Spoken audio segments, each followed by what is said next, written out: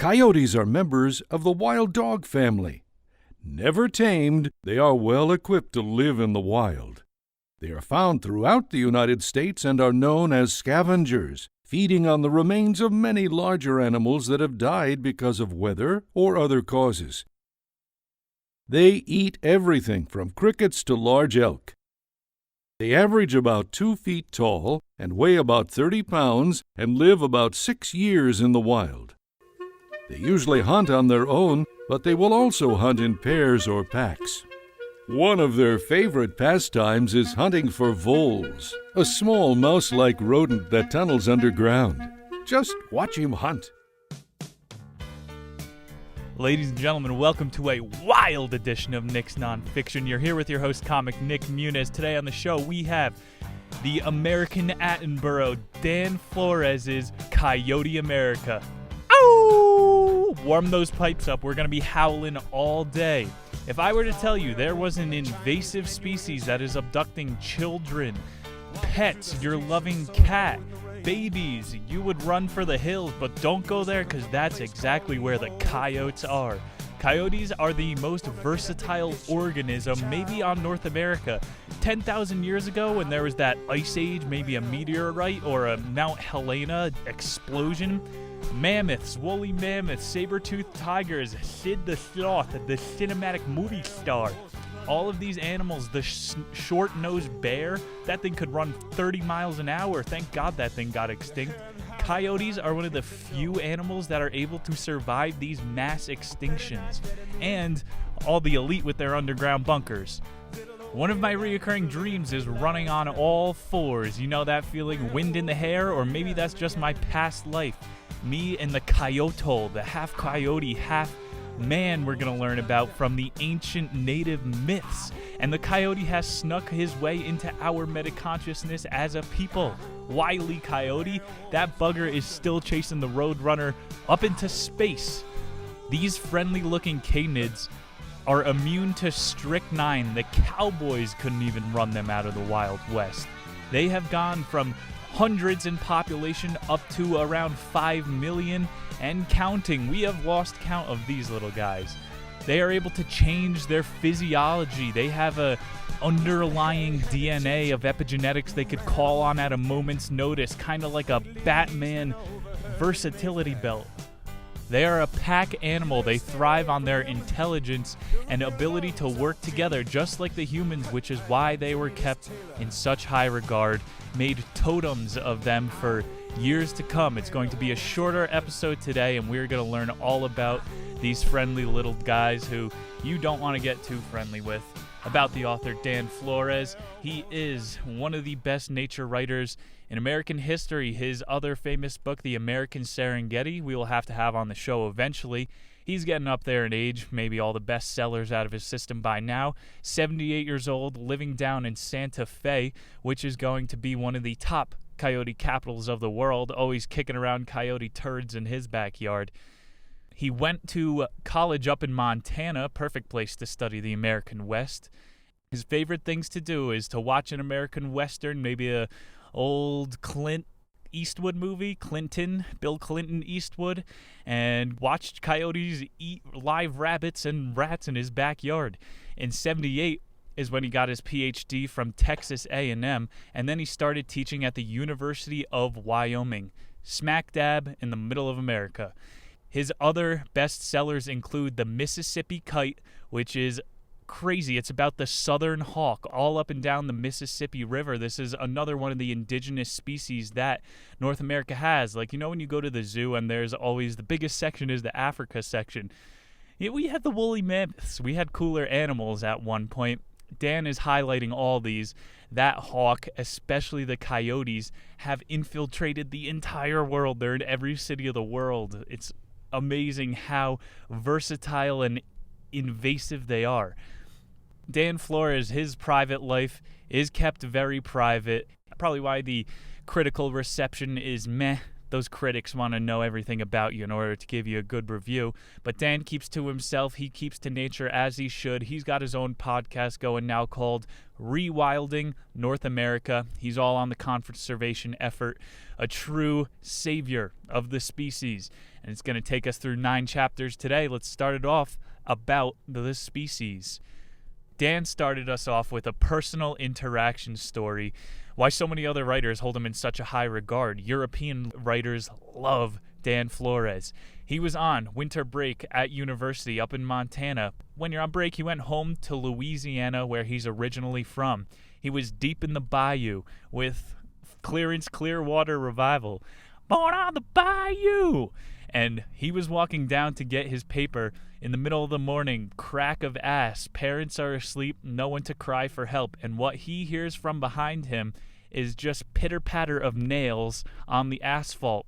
Now, Dan Flores does not have a dog. This was when he saw his first coyote stalking him.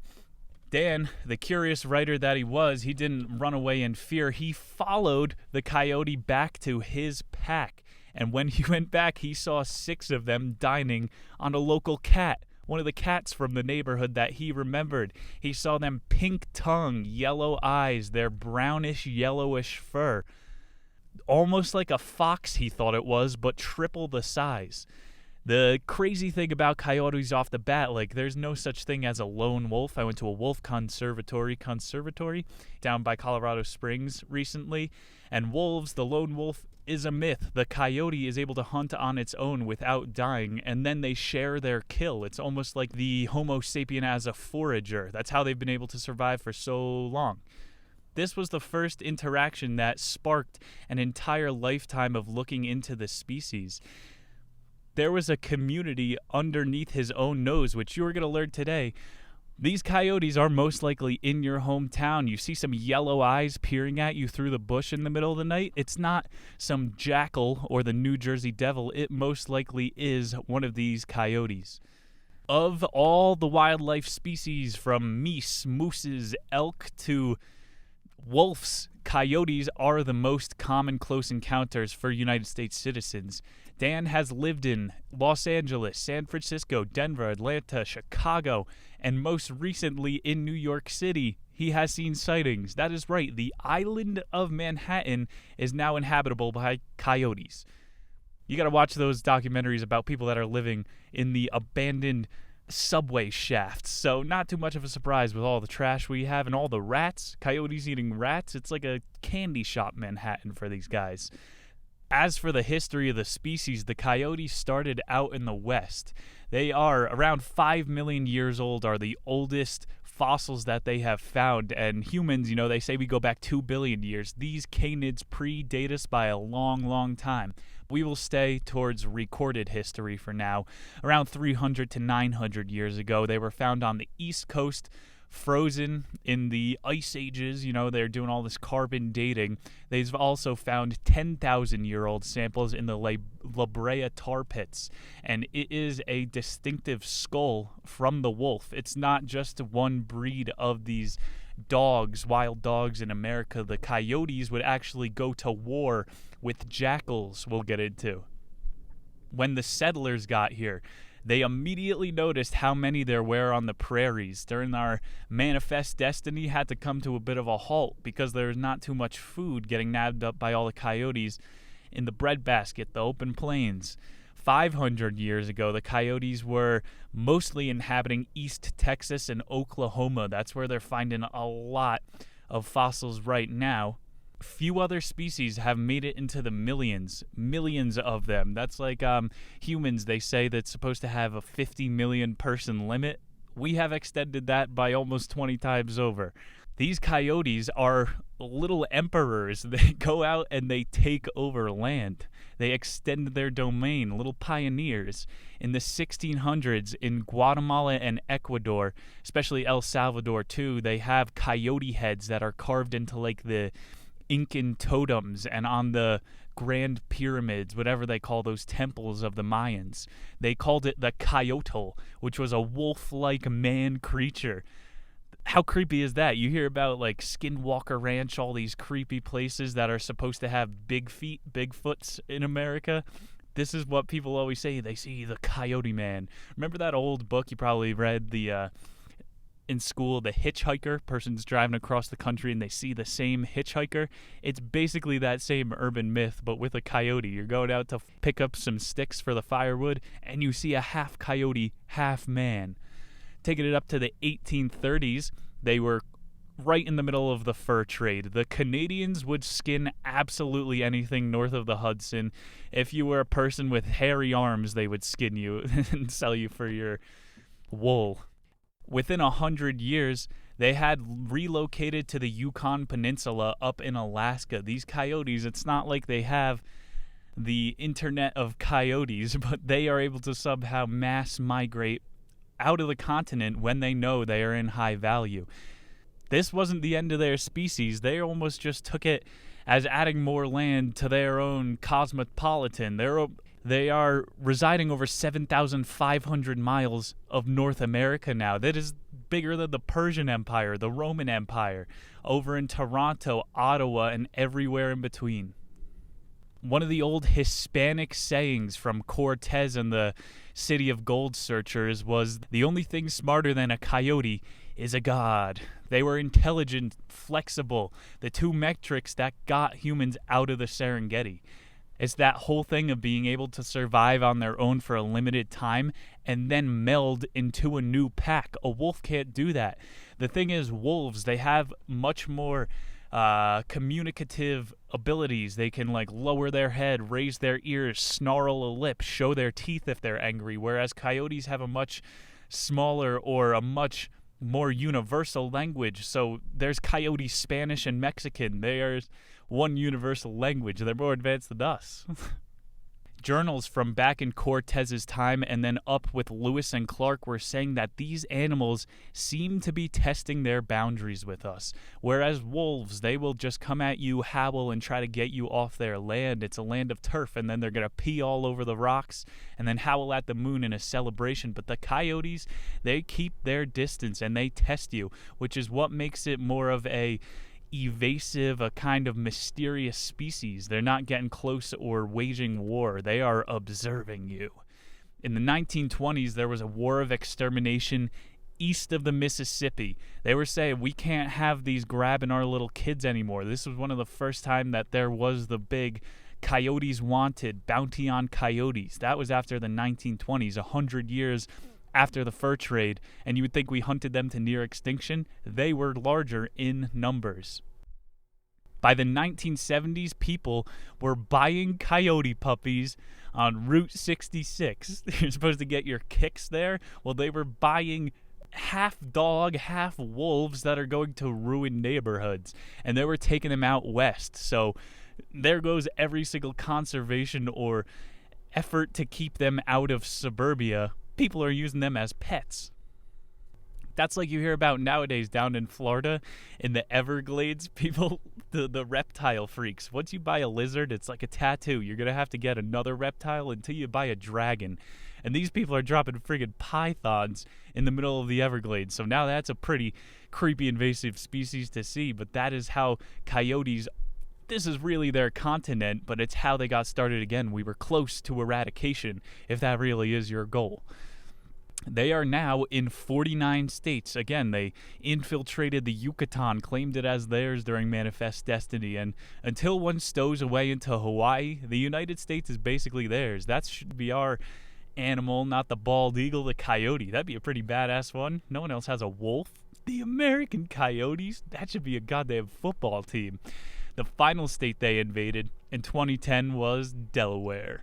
In Arizona, New Mexico, Colorado, these are the main hubs of coyotes. This is where most of the observers get their data. And it's been over 15,000 years that humans have been coexisting with these animals. The natives, they just knew how to, they didn't do these giant mass killing campaigns. They learned to, creepy word that you might not like if you have super high political beliefs, coexist.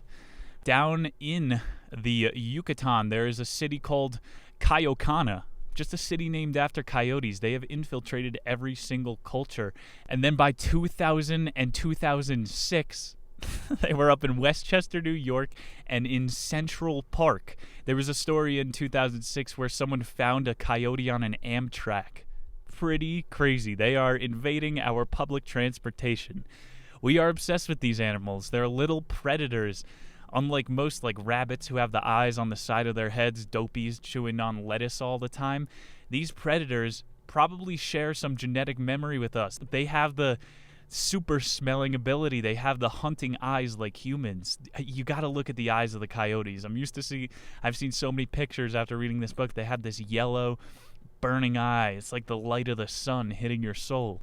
In 2007, there was a story about Jessica Simpson's dog getting nabbed up by a coyote, so that blew them up more than any public campaign ever will to call for the cause. Just eat a famous person's dog. The Kardashians' dog needs to get nabbed up by a gray wolf soon before they go extinct.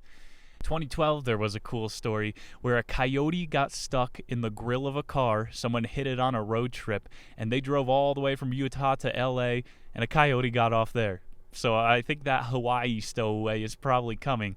They're going to Sully Sullenberger fly into the jet engine plane and just get all the way off to the middle of the Pacific Ocean. That's what this is. We're a country of immigrants, the melting pot of dogs. People bring all their kinds of dogs to America, from Shih Tzu to Shepherd to Coyote. Knowing a little about the species, gotta hit you with a sad bomb over the head. Now we're killing about 500,000 a year. This book is Dan Flores' call to attention. The coyote was once seen as Homo sapiens' avatar. It's our earthly representation, our inner deity, as they would say. Mine is probably just my house cat, fat cat that follows me around like a shadow, just like most Americans. This lonesome coyote that hunts on its own and is able to sit in a drum circle with the rest of the pack is a human-like animal that we need to turn a little bit more of our attention to. Modern Americans are craving to be reconnected with nature. Coyotes could be the perfect way in. Chapter 2, Old Man America. Coyotes were on this land long before man ever stepped foot here. Before we were on the road map reading the stars like the highway, these coyotes were doing the same and killing monsters. They were killing the buffaloes and the bears.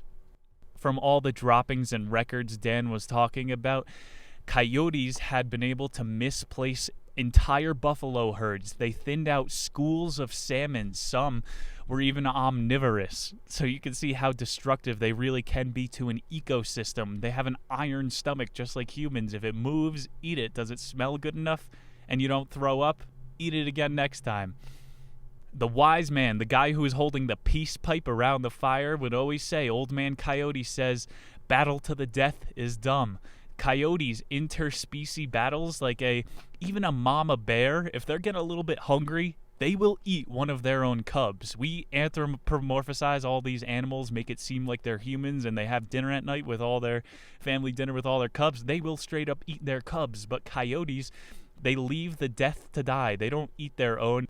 Old Man Coyote, like that tale we had before of the hitchhiker, was the mouthpiece they used to remember stories, just like a melody, or the Greeks, Homer and the tale of the Odyssey rhymed, or Shakespeare's sonnets were used to transport stories, the German Hansel and Gretel, the Brothers Grimm tales. The coyote was used to teach lessons to children. People that crossed the Siberian land bridge 15,000 years ago had little toys and little wooden carved, whittled figurines of the prophesized Coyote Man. Crazy little thing of history, because you always get taught we were praising Christ for the past 3,000 years. Well, for 15,000 years, coyotes were all the rage. In the Great Plains 10,000 years ago, the boreal, the Canadian forest, dense forest, came all the way down to the Great Plains of America, and that's when the coyote population was at its strongest. So just when those Native Americans were coming across the Bering Strait, the Great Plains were Masai Mara. That's what these researchers call it. It's a bit drier than the African Serengeti, but that matters nothing for the coyotes. They are one of few animals that can run 43 miles an hour, and they have that underlying epigenetics of a horse. Dan Flores says they used to be the size of a horse, and so they have hoof-like feet, unlike most dogs, so they can book it through 50 miles of open plains to get to the next pond. unlike many animals that would die in between. They have a 4% genetic difference from a coyote to a wolf. That's why I'm trying to get these difference slammed into your dome, because us humans are 4% away from orangutans. If I called you an orangutan, you'd be pretty mad. So do not call a coyote a wolf. These things, they're so fast, they stay out of the borders of human travel. They know where our highways are before we know where they like to travel. One of the coolest things I saw online, they tagged a couple different wolf packs and showed on an outline in Yellowstone which pack owns which territory. It's straight up gang warfare in the wolf community. Since they always know where we are, the reason they were so kept in the mythology was because seeing a coyote was just like seeing a shooting star. They were told to make a prayer to the coyote when you see it. There was always the guy in your camp who was around the campfire. Yeah, I saw a coyote last night. No, you didn't. No one I've ever met, and I know 200 people, has ever seen a coyote. And then you're like, draw it. Make a totem of the coyote. That's a new pics or it didn't happen. Totem or you didn't see it. Europeans thought the coyote embodied Loki, which is that Norse god of shape-shifting. He was so elusive, they would say in European tribes back a long time ago that when the coyote gets out of your line of sight, he'll turn into a raven or a blue jay and fly away. Because you can never follow a coyote back to their den. There's no den. They just curl up into a ball. The earliest we know of their species, or they said it was 5 million years old, 800,000 years ago, there was a little bugger called the golden jackal, and he died on the back end of one of the ice ages, but they had a similar body shape type. They think that's one of its early ancestors, just like us to bonobos. And for 500,000 years, these two species went to war over the plains. The 800,000 years ago, this is when that Canadian forest was receding, one of the ice ages were ending. For 500,000 years, humans, due to what your history book will tell you, we haven't even been around that long. For 500,000 years, they were warring over the Great Plains of the United States, the golden jackals and the coyotes.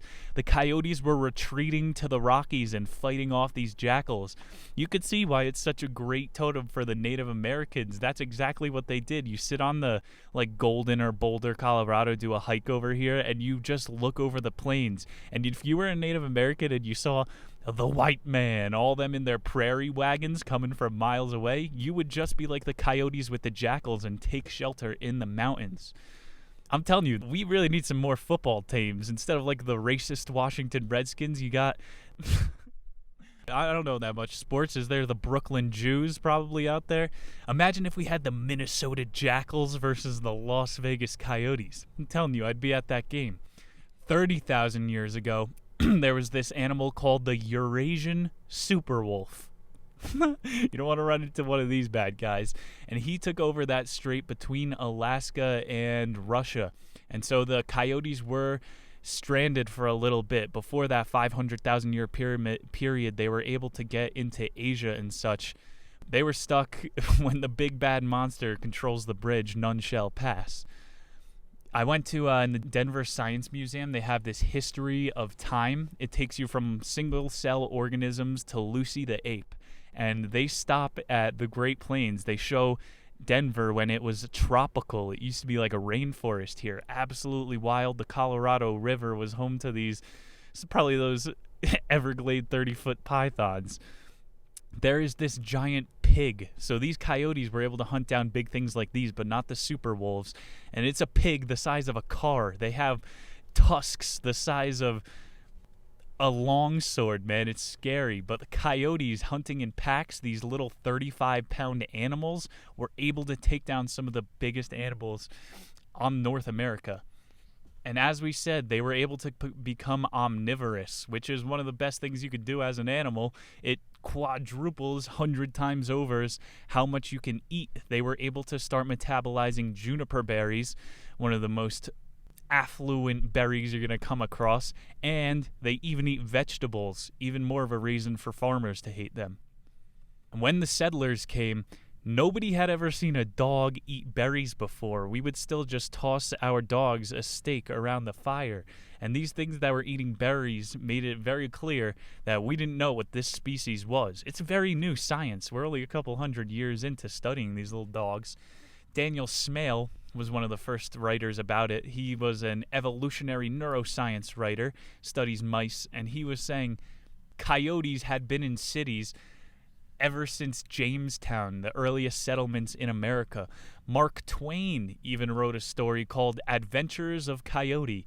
It was about some sly coyote man just doing a bunch of mischief, stealing from each other, because that's what they saw coyotes as, thieves, unlike the Native Americans' view of it. Mark Twain, widely accepted as the first stand-up comic, he said, "The aura of a coyote is not for visionary dreamers. It's a philosophy for the realist in you." Very deep. You could think that one over a couple times. Coyotes got layers. They're not these crazy wolves that just want to eat and scare you off and howl.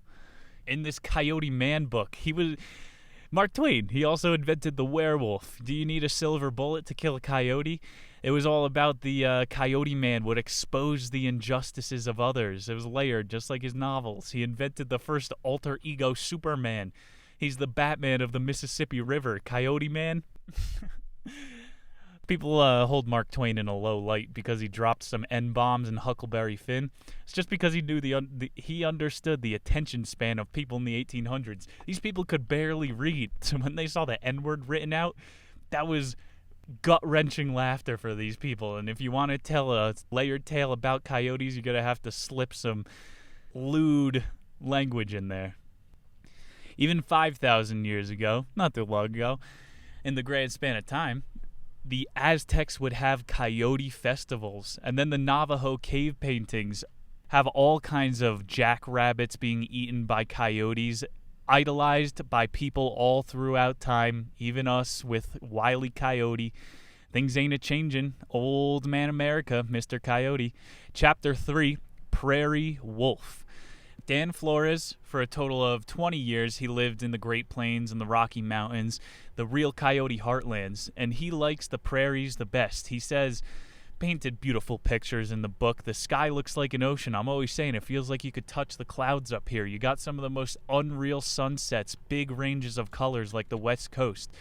Just like we left the Serenghetti 45,000 years ago, we have that same bewilderment as people when we come across these flat lands that are the perfect cradle for life.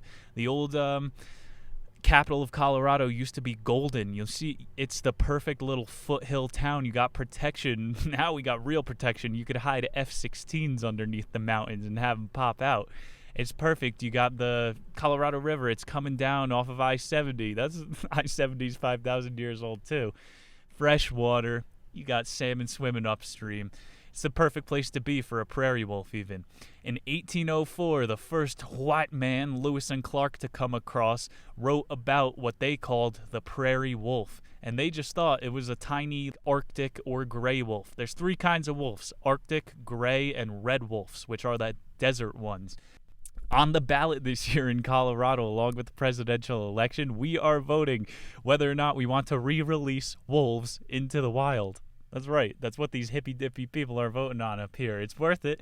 I mean, in Yellowstone, the point of this is they were able to reintroduce a healthy population because all of the little vermin and critters there were way too many of them. Nothing was keeping the population in check. So it worked in Yellowstone. We're going to try it on a statewide level, it looks like, for the first time here in 2020.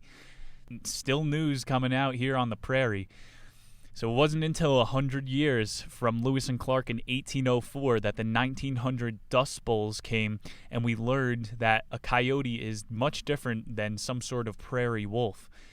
We could have listened to the Spanish settlers who since 1800s were calling them stags or jackals. Even if you play some sort of apocalyptic video games, Borderlands, Fallout, that got to be the coolest idea for a game. You're in a city, a nuked city, and there are all these little dog-like creatures, scavengers, they call stags or jackals. Basically, if we are in this MMORPG, the coyotes are the stags.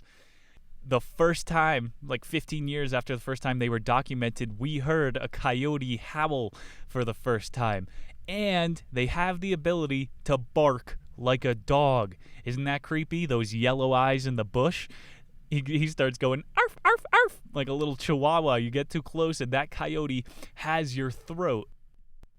That's right. Lewis and Clark knew what the coyotes were saying. It is 2019 and people are still trying to figure out what a fox says. Ooh, that's a cheap one. In the book, it was the Lewis and Clark field manual. This had me laughing. And just like the guy around the fire, okay, you've seen a coyote, draw one. There was a picture in the book, and it was like a fox on stilts. It looked nothing like an actual coyote. I'll have pictures aplenty on the YouTube video today. We really didn't have an accurate field manual of these guys until around the 1830s and the 1850s. They changed the name to the Orate Wolf. Kind of a badass name, the Orates. Alexander von Humboldt wrote about them a lot, but there was still a ton of misconception. Dan Flores is honestly one of the first science communicators who is really putting public knowledge about this little species out there. And then your host, Nick Muniz, today. In 1850, there was an urban legend of two coyotes that were able to take down a buffalo. And taking down a buffalo takes 6 men, at least, with Smith & Wesson rifles. 2 coyotes can do it. They have the biting force of an alligator. Not really. These things, though, are much better hunters than humans. In the mid-1800s, still, there were rumors of them going down into the south. They were calling them in the south Canis fruster, so they knew it was just another kind of dog. And they would just feed them chicken, which is not what you want to do because coyotes do associate food with people if you feed them. Warning from Dan, do not feed them, even though we're scared about the numbers. There was a story in 1860. Someone said that a coyote crossbred with one of their dogs. And now there's all these kinds of jackal-wolf hybrids that we've got running around. So there really is a big reason to believe we are not sure of how many species of coyote there really are. Flores says, in general, it's a skinnier wolf, more lanky. They have a sense of humor. They love to cackle like hyenas. Even more of a reason they're the American avatar. Chapter 4, A War on Wild Things. Flores lived for over a decade south of Santa Fe, more or less the new coyote retreat region. They always have to have their home hub. And he finds kicking around the poops in his backyard. He's a scat collector. Dan Flores, I'm sure his house is littered with the best turds he found. I'm a scat man. He says there's always juniper berries, all these weird little bones of tiny types of vermin he doesn't even know what they are that the coyotes are scavenging off of. Having lived in Santa Fe, he knows that almost every city in New Mexico has been invaded by coyotes. What do they say is Seattle's thing, keep Seattle weird? How about keep Albuquerque quirky? Huh? I'm trademarking that. What if the howl, the coyote howl, should be the real national anthem of America? Back around the 1890s, similar story that happened in Santa Fe, the Salt Lake Tribune wrote about poisoning corpses of buffalo to try to thin the herd of coyotes. So, you eat it and then you keel over and die. Classic hunter's trap. And the chapter called War on Wild Things was how we really should not have gotten involved in here. Farmers were pissed because coyotes, they kill the rabbits, they kill the weasels, the road runners, all these other things that are killing their crops. And then when we tried to poison them, it poisoned their crops. They would die. Their bodies would all that shit would get into the soil and ruin the plants. And then the coyotes gained immunity to it. We're going to get into this later, but this 1890 Salt Lake City Tribune story of trying to poison coyotes, we should have took the warning, because when you poison them, they turn into super zombies. Still in the 1800s, even when we were poisoning them, the way we purchased parts of Pennsylvania from the French and the natives was with coyote skins. It was a legal denomination. In 1877, was the first time that there was a bounty on the head of the coyotes. It was in Colorado, and people were using strychnine on their own, that poison. So you didn't even have to waste a bullet on a coyote. You could poison a river and then take a bunch of their skins back and cash in. That is, you're from the East Coast, anyone? Open season there. Lasts about 7 days. This is true open season back in 1877. Damn, that's the Red Dead Redemption American West right there. Part of the reason they started that tag on the coyote head, 1877 Colorado, was because it's not a very big farming state. The high altitude makes it very good for ranching, for cattle and sheep, and when sheep started disappearing, Mr. Coyote's gotta go.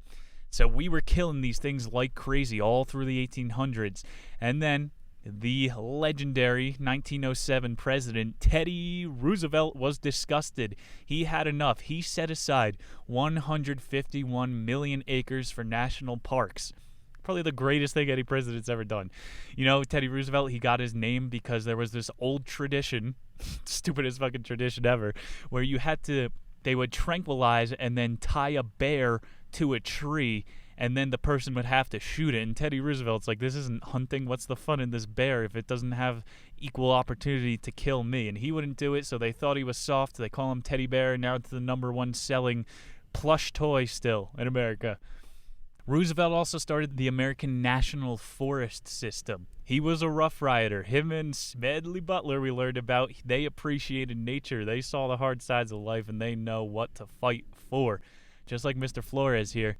Around 1907, when all these laws were being made to protect them because the numbers were dwindling, you got Descartes was also writing about how animals are on their own frequency. So it kind of brought up those old native tales of the coyotes and their own level of intelligence that they're operating on and why they choose to stay away from people.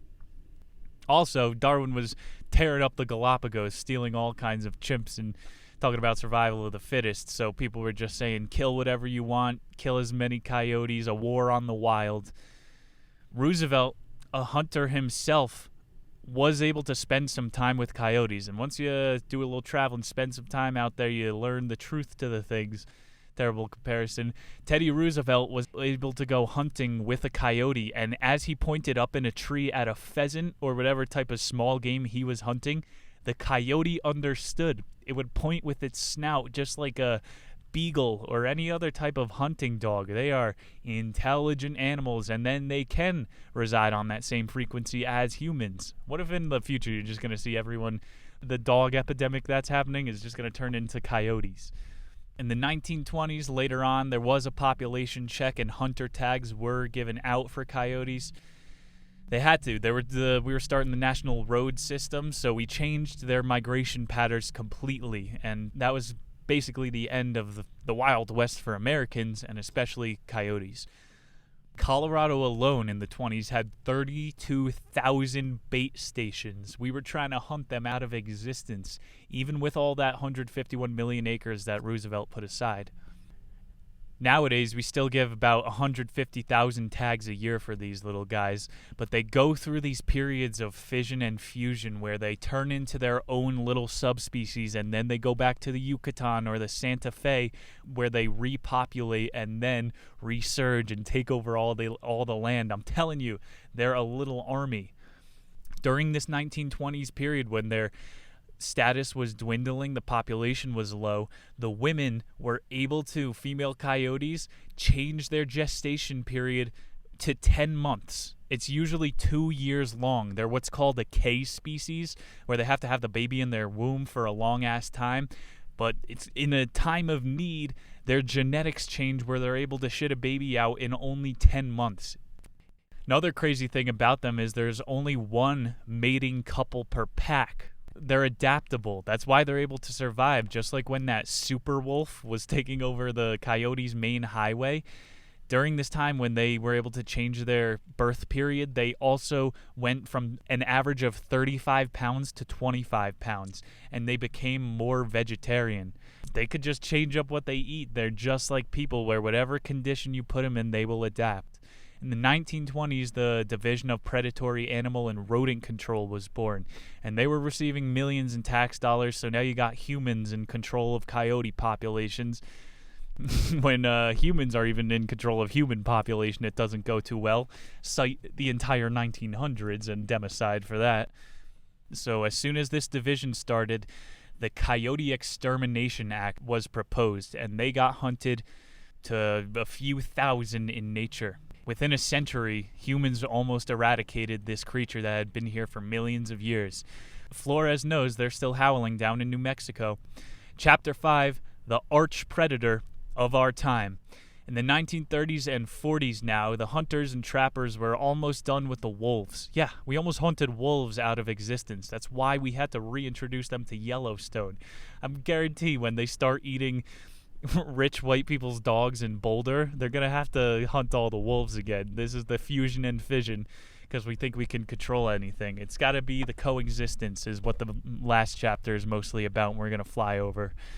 Mark Twain, again, he used to go roughing it with Eliot, maybe T.S. Eliot it was, roughing it, just like the Rough Riders. This is when you go out into nature without any guns, without any protection, and you live just like a human ape. Mark Twain, the writer that he is, he got down raw to the bones, and he saw the coyotes take down a bear. This must have been urban legend. Everybody knows Mark Twain likes to exaggerate. Like we said, coyotes, 2 of them can take down a buffalo, unheard of. Coyotes killing a bear, bears are the arch predator. Dan Flores, crafty name of the chapter, is trying to say that coyotes are superior to bears even. Nowadays, almost every continent has the equivalent of a coyote. In Asia, they have this thing called the Tunisian tiger-faced wolf. It's just as invasive. They find it in Wuhan. They find it in Singapore, all the biggest Chinese cities. I have heard that hyenas, this is a crazy little tip, and next time you go to the zoo, look into it. Every time I go to the zoo now, I have to try to examine the hyenas. From what I've heard, they are actually closer to felines than they are to canines. I'm no biologist, and wouldn't that be a little bit fishy that lions, I guess, live in prides? Hyenas, though, don't they act like dogs? Like I don't know. We don't know the answer there. Something I can tell you is during that last wipeout 10,000 years ago, there used to be lions in America. The coyotes coexisted with lions, and the American lion was bigger, 1.5 times the size of the African lion of today. If you want to go back in time, do that hunting, make sure you got a suit of armor, because those lions will be up your grill. Another misstep of human reintroduction he talked about this chapter was in Australia recently. We tried to reintroduce wild dingoes. Dingoes, what a great name.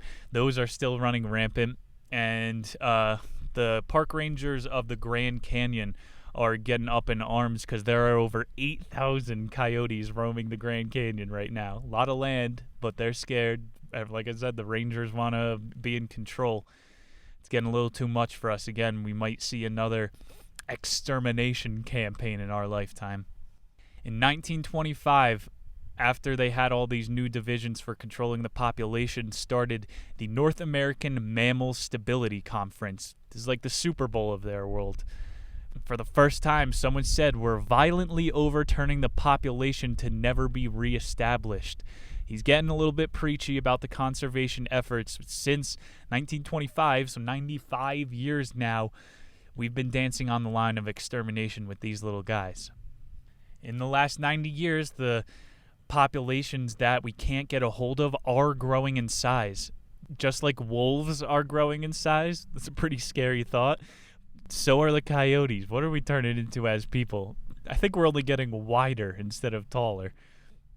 Nowadays, coyotes have been found hunting geese lakeside in Chicago.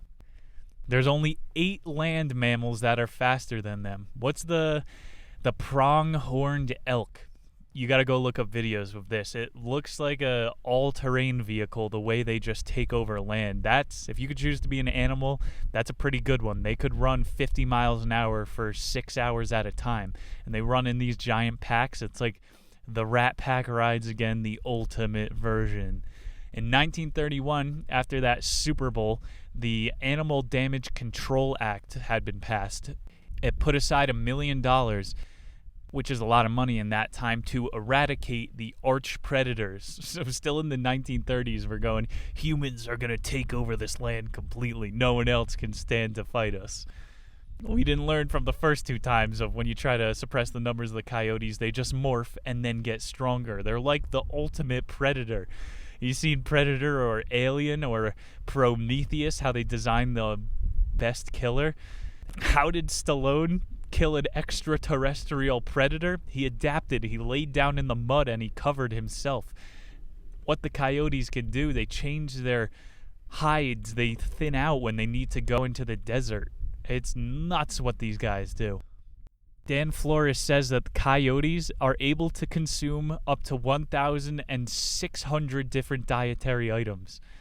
70% of their food source, though, is a net benefit for humans. Like, we don't eat rats. They eat little prairie dogs and things like that for 70% of the time. The other 30% is chicken, turkey, some of those vegetables that we like, and that's when they're stepping on our toes and we can say no more coyote. Our national animal was almost the turkey, and coyotes are eating those guys. Very big reason during a period of nationalism in the 30s and the 40s that we're saying we got to kill these coyotes now. That whole Roughing It book that Mark Twain was writing on talked about the smorgasbord that coyotes would choke down. They eat snakes. He said they would eat rattlesnakes even. Eat snails, insects, mushrooms. So they're definitely getting on that same frequency as humans. Throughout the decade of the 1930s, the U.S. had about 56 million domestic sheep, and coyotes would eat 5 million of them a year. It's the big bad wolf story. It should really be turned into the big bad coyote. And this is when, I'm telling you, we are in the period of total war against the coyotes. We set up strategic carpet bombs in regions where coyotes gathered in mass. Imagine Dan Flores sitting on his deck in Santa Fe and just sees a B-52 come over. Clear, light him up. Just a fucking carpet bomb over a bunch of coyotes. It's gross to think about, but sometimes you got to do all that type of shit for population control. Down in Texas, they have the ham-pocalypse. People take 50 cals and miniguns out of helicopters and mow down wild hogs. I mean, do what you want to. Home defense is probably a better idea. But when it gets to that level, sometimes you got to nuke coyotes. After the era of the 1930s, coyotes overall looked different. They built up an immunity to strychnine. They were all bald because of it. It still affected their fur growth and the bombs. They had PTSD.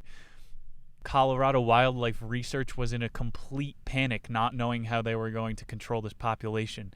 And by the 1960s, they got the hint. They dipped out of the West and down into Texas. All in the hill country, they were being reported. Again, immune to poison. This is around Austin, the hill country of Texas, not how you would picture the vast oil fields. This is Matthew McConaughey's little Beverly Hills. They call it the Great Hills down there. Perfect place for a coyote, a million places for them to slip in and hide. Mid-1900s, their population was down 75%. We were starting to realize there's no way you're kicking this little epigenetic masterpiece off the grid. We're going to have to learn to live with them. Chapter 6, Morning in America. 1961, who was kicking about Mr. Walt Disney in the wonderful world of color? He was making the movie Bambi, and this made people hate hunters. Again, that hard word, anthropomorphization of animals. You're looking at the bears and the Bambis as friends now. The old Bambi story from 1941, it used to portray the hunters as a hero. In the 60s, with all these color, like it was made for kids now, everyone's going, no, you have to let them live. And we know this was because we're trying to sell stuffed animals. You'll see this will lead to a couple decades later, people getting eaten by coyotes. However, Dan Flores keeping on the sad train. In the 60s, 300,000 coyotes a year were being trapped. Guy Leopold was a well-known hunter at the time, guy that Walt Disney would hang out with. Walt Disney loved coyotes. His quote was, "The last fine howl on the range will be a dull night." He was going, once the coyotes are gone, it's going to be a sad America. Guy Leopold, the hunter, told a story about shooting a coyote, and he felt sad after. This guy he's a game hunter. He's killed almost every species on Earth. But he said when he shot this coyote, it felt like it looked him in the eyes. He saw that yellowish-green fire in its eyes die out. It felt like it had a soul compared to the ducks and pheasants that you could blast away in a feathery explosion, guiltless. So Leopold and some other guy, Carson, were trying to push an indictment against the government for poisoning the animals. Obviously didn't go anywhere, but it got this on people's radar. Along with Bambi, people are starting to go, hey, Let's stop carpet bombing coyotes. Let's stop testing DDT, typhus, and lice on U.S. soldiers. It's a gross thing to do to animals, but we're doing it to our people, so what do you think we would do to the animals? We're probably going to napalm them, test out some EMPs on their coyote internet. Flores wrote about in the 1960s, it swung the other way now. As Nixon was president, he declared Earth Day a distraction. And then now we have Arbor Day, Earth Day, Green Day, all this crap. Nixon also ramped up the Strychnine bait program, so these coyotes now are even more immune to the poisons that we have. The Animal Damage Control Act of 1972 banned thallium sulfate-based agents that kill on contact. So there was this smelling salt types of things we'd put out in the wild that would kill coyotes on sight, and those were made illegal, thankfully. Swinging back to the other side of the pendulum, went all the way up to the Supreme Court in 1973. There was a landmark court case, which then passed in the Senate 92-0, saying you're not allowed to poison coyotes in general. Pretty great. No more of that crap. But I mean, 92-0, you really can't look good to your electorates. If you're voting for dog genocide, that's a pretty easy one on the ballot. Whoever came up with that one, we salute you. Morning in America. Sappy name for a chapter, just supposed to be about all these wildlife service predatory research projects. Up in Utah, they spend about $140 million tax dollars a year, not a bad way, on conservation, and they keep at a time 100 coyotes tagged just to track them and make sure the numbers are okay. Nowadays, we are making sure that they are keeping their numbers up on the national park range. What happens in government when you ban one thing? When we did successfully ban the poison, another bad thing popped up that becomes much worse. Nowadays, Flores said 35,000 coyotes a year are killed from the sky. Drones are making it a whole lot easier to thin the herd. Pretty friggin' creepy that we're sending quadcopter drones out to shoot coyotes. I would say that's unethical. Imagine these like Boston Dynamic robots that we're inventing that can charge on a solar power. They even have ones that can survive off of bioflesh. It will eat you to stay alive. A robot. Hey, DARPA, why are you making that? These robots will be able to sustain themselves in the wild. I wouldn't be surprised up by NORAD nuclear base, like tucked away in this mountain towns of Colorado. There are these Boston Dynamic robots out there eating coyotes. Transhumanism, transcoyoteism. Up until the 1980s, some hunters were making $70,000 a year off of coyote tags. It's a good living. When Flores talked to some of those hunters from the 80s, he said they just kept coming. I would kill coyotes day in and day out. Them coyotes keep coming. And so you don't know whether to feel guilty or bad. This is a very nuanced issue. This isn't going to put you... I'm not going to make you feel better here. In 2015, there was a coyote hunting contest that went down, $50 a head. Walt Disney might not have liked to heard that one too much. Chapter 7, Bright Lights, Big Cities. 2013, that Super Bowl Coyote Conference went down, and they were saying there's around 2,000 heads in urban cities, which is very unsafe. By 2014, almost every major city was leaving warnings out, telling you don't leave your small children outside, don't leave your pets locked in the car with the window open. People, again, are scared of the coyotes, thanks to the media. These guys have been getting more comfortable around people and moving into the towns, hence the name of the chapter, Bright Lights, Big City. Again, do not feed them as cute as they are and you hear their little pitter-patter on your driveway like your dog.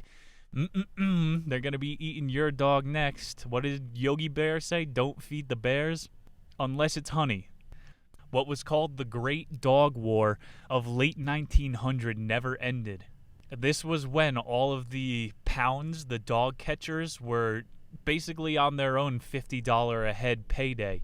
There were so many stray dogs in the 1990s and such. When these 2013 studies came across about coyotes in town, people started to forget about the Great Dog War pretty quick. You go to like Haiti or some of these third world countries. India, if they had coyotes in India, they wouldn't have their stray dog problem. People really started to just forget that stray dogs used to be a thing when coyotes took their place. because you don't see the coyotes. They're good roommates. They stay out of sight. It's like if you have a spider in your room, you got to let that little guy chill. That's your new roommate, because once you kill that spider, you notice how many other flies there are. They're keeping the population in control. Flores talked about how Walt Disney made a short story that was named A Country Coyote Goes Hollywood, and it was a coyote reverting into L.A. And you would think logically, LA is not a bad first city to invade as a coyote. You have the hills to take refuge in, and then you could go scavenge in the dumpsters all damn day. Flores knew what was going to happen. He saw even over in Golden how 20 miles out you are in complete bumblefuck nature, and that's where the coyotes can thrive. Any type of place that isn't completely suburbanized, like, is going to get taken over. We see they're in Manhattan now, so it is impossible to stay away from a coyote. Over 120 are tagged in the Beverly Hills area. We're keeping tabs on them. Up in Seattle, cats make up 13% of the coyote diet. Do not have an outdoor cat over there. You think your cat's a little hunter eating all those birds up? Tell him to watch his tail. In the wild, only 61% live to adulthood. That still results in a population growth. The human ideal population levels off at 2.1 kids per woman. Coyotes, they have 10 kids per woman coyote. Since 1981, being in the big cities, Glendale, California recorded the first human death from a coyote. Between then and 2006, over 50 people had been bitten by wild guys. And you wonder why the number has leveled off from then if they're still so invasive. There was a picture of the book. It was pretty creepy. It looked like someone forgot their coat on the Portland light rail, just something thrown in the corner. And as they got closer, a little coyote popped his head up. They're tiny transformers. What are you going to do? We're living in a country that averages 300,000 dog bites annually. And we don't care about that. We invite these things into our home, and 50 people got bit in the past 2 decades. We can live with these guys. It's not something where you need to be calling in a lightning strike when you see a pride out in the wild. Flores ended this chapter. One night on the Colorado River, he was out there with his .22. It's a little gun, but that'll scare a coyote away. And he came nose to nose with one of these coyotes. He said they looked into each other's eyes for what felt like an eternity. It was several minutes. These things have patience. And he swore. The coyote said to him, "You've never pulled the trigger on that thing, and I know you won't today." The coyote turned around. Nothing bad happened. It's probably the most danger that Dan Flores has ever been in. It's a little symbolic he's learning to coexist. In the second to last chapter, final one, Coyote America. Talks about coyote consciousness on the latter half as well. We're going to jam it all together. In 2009, a Winnipeg folk songwriter girl was killed by a 52-pound coyote. That's a big boy right there. The reason she got killed, though, she was wearing a natural fur. She was wearing a beaver coat. So the coyote thought that she was a really thick, juicy beaver. And he just took this little folk singer away. Made people hate him up in Canada since 2009. Point of that, though, is they're getting pretty damn big. 50 pounds, they're rising again in size, mutating different ways in different biomes. Up there in Canada, it's cold. Maybe all that weight was fur. Creepy. People are starting to report seeing coyotes buck up onto their hind legs. Imagine just seeing a 9-foot-tall coyote wandering across the forest. It's like Bigfoot, his big paw. That could be where the Coyote Man legend came from, coyotl. He just hurt one of his front paws. Dan is saying now that they're getting really big in size again, they're most likely going to start breeding with wolves again.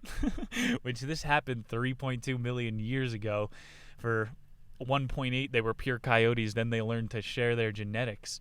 And this is that fission and fusion. It's coming full cycle. The wolves are teaming with the coyotes to fight humans. What do you think? The canines of today are going to stay loyal to us? How intimidating is it when we have little wiener dog dockhounds on our side going against wolves and coyotes hiling on the top of the Rocky Mountains? In 2012, the Fish and Wildlife Service printed a 75-page piece on how this crossbreeding can be extremely dangerous. The only way humans are going to stand a chance is if we also evolve. We're going to have to vampire up. It's going to be a mythical battle in 100 years. I know that if you eat a bat, you could risk getting coronavirus. If you eat a vampire, what do you think happens then? The Coyotes. They're taking back Chicago. Like I said, they're hunting on all of the Great Lakes now. And if you're not scared of Chicago, they're walking up and down Miracle Mile, hopping in the Green River on St. Paddy's Day. In 2014, the Association of Taxonomy of Wolves, I bet they get millions of dollars in tax money, they showed that 20% of wolf DNA is now coyote. They're little sexual infiltrators, too. They are tainting the pure wolf species. I'm sorry, wolf fans. How long is it going to be until a coyote bangs a bear? A bear-ote? A coyote? I'm scared. Luckily, they're not sexually aggressing on Dan Flores in his nice, beautiful estate in Santa Fe. He says after that near encounter he had in Colorado with his .22, all of the coyotes, he thinks they have a theory of mind. When they look at him, he sees the cogs turning, and they have never once threatened him since that interaction when he watches them in his backyard in Santa Fe. It's a new era. We're living in this sea of 50-pound coyotes, and they have totally infiltrated our consciousness. Wiley Coyote, he is more of a star than I will ever be. I suggest the book just for the urban tales at the beginning of the Coyote Man, because it really was cool. It's like the Hansel Gretel of nature. It's all the same ethos, though. Great power comes great responsibility. Don't leave your brother with an old witch who eats children. This last chapter here, you talked the whole time about Wiley Coyote. Launched Chuck Jones' career from 66 to 68. Chapter was basically a picture book too, but it was a nice reward at the end showing you all of them in nature and infiltrating the urban environments. I think everyone who has listened this far has earned one of those wolf howling at the moon shirts. We're going to have to live with these little guys to be our vermin controls. They are our exterminators in the wild. And if we really do poach them to death, like we are doing to other animals at alarming rates, we're going to have to forfeit for some dystopian future where those Boston Dynamic bots are the ones nabbing up little rats and doing the population control. I don't know about you guys. I'm not a fan of that. Let Mother Earth take care of itself. Dan Flores knows best. I really want to thank him for this book, for so much time dedicated to this species. I'm thanking you on the Coyotes' behalf. Thank you, the listener, for our lighthearted show today and a little bit of learning. We have a mystery episode coming up, but if you are doing the read-alongs, our next themed episode is going to be November 1st during November.